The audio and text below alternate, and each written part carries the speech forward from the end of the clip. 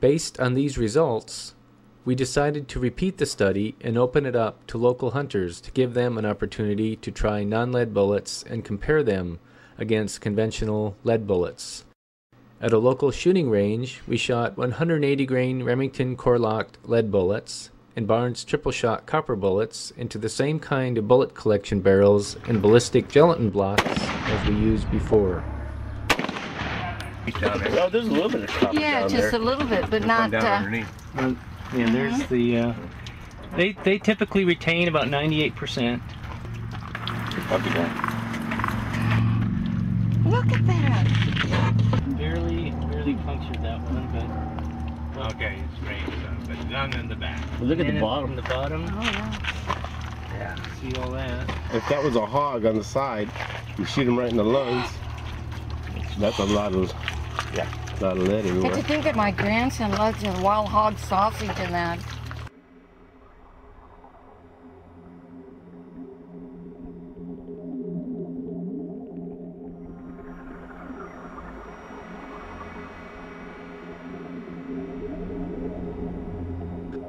The ballistic gel results were similar to those obtained last time also.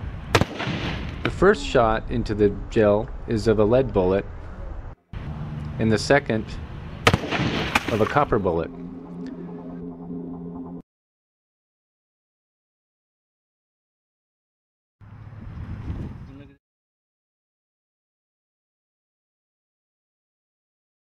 This segment shows the two bullet wound channels side by side for comparison. The lower channel shows the lead fragments surrounding the bullet's path, while the upper channel is of the copper bullet, and as you can see, lacks the similar fragmentation. So why is fragmentation a concern? The following photos are of X-rays from the study cited earlier that examined lead bullet fragmentation in mule deer. The first photo shows the wound channel in the chest of a mule deer after being shot with a Remington 7mm mag lead bullet.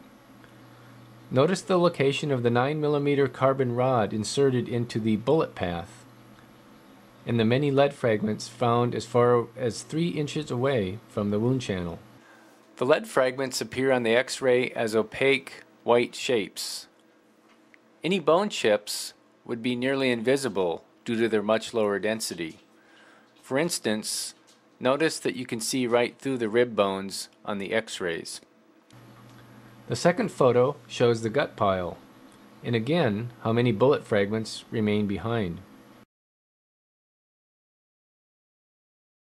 The last photo shows an X-ray of a condor and the leg fragments found in the digestive system after the animal was brought in for emergency treatment for lead poisoning. This is another X-ray of a condor with lead poisoning that had been captured that shows the additional lead fragments in the digestive tract. Notice in the close-up view that when you compare the shape and size of these fragments, how similar they are to the fragments in the deer X-rays. When cross-sections are compared between the lead and non-lead designs, one can see why fragmentation is not an issue with the non-lead bullets. Their all-copper design means that because of the hard metal, when the bullet impacts, the nose of the bullet peels back, leaving a flower petal-shaped bullet intact that doesn't come apart.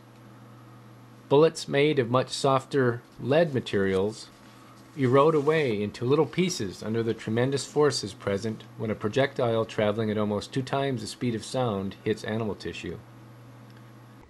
These results demonstrated to us that while the bonded core lead bullets showed less fragmentation than unbonded designs, they still fragment enough to be a hazard to both wildlife and humans consuming the animals being shot.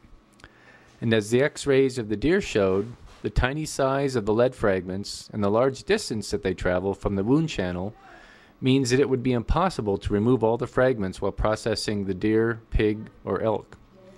Many of the fragments were the size of pepper flakes or smaller. Being hunters ourselves and understanding better now how lead rifle bullets fragment, the obvious next question we had was, does this lead end up in the meat after it was processed?